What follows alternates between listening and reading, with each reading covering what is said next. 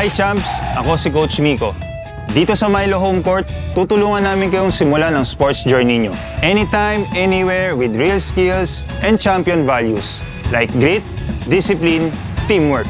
Ngayong confident ka na sa stationary dribble mo, magdi-dribble naman tayo habang naglalakad o tumatakbo sa court. Ginagamit natin ang dribble para dalhin ang bola sa front court, umiwas sa kalaban at ilapit ang bola sa basket para makascore.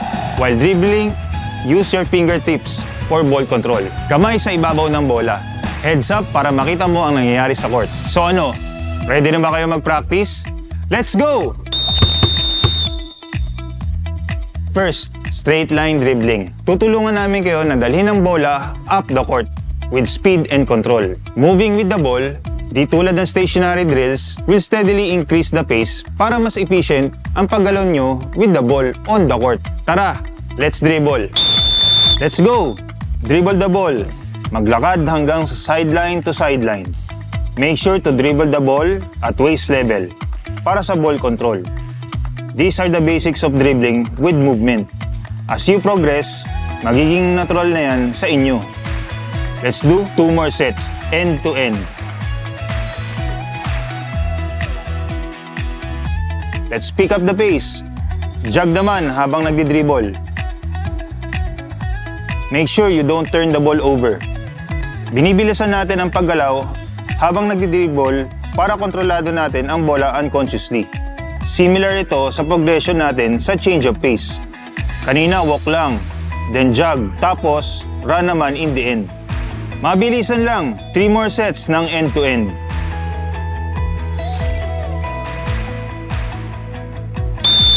Push! Pick up the pace, champs! Dribble, run, keep your rhythm habang nagdi-dribble. Sa maximum pace, champs, tinetrain natin ang coordination nyo habang pinapalakas ang stamina. Last push, 3 end-to-end sets.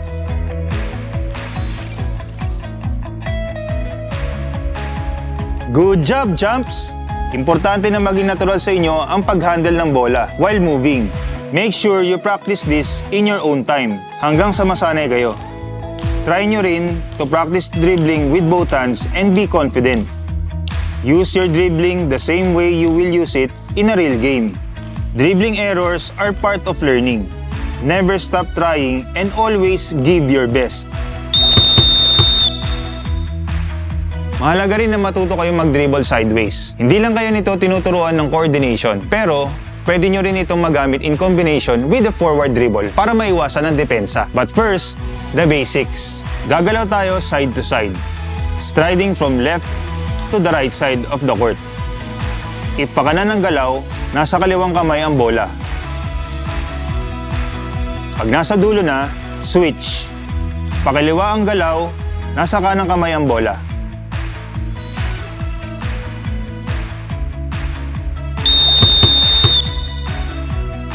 I-level up natin ang onside dribbling at subukan naman ang protect dribble. Hindi nyo gugustuhin maagawan ng bola.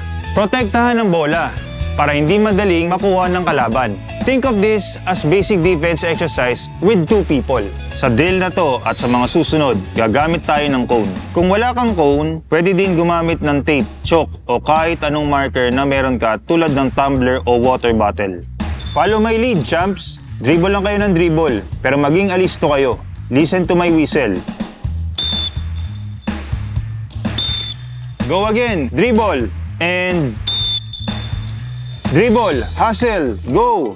And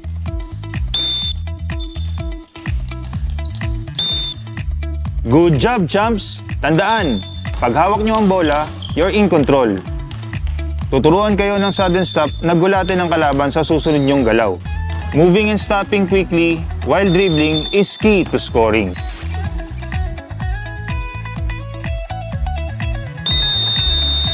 There you have it, champs! Ready na tayo for the game.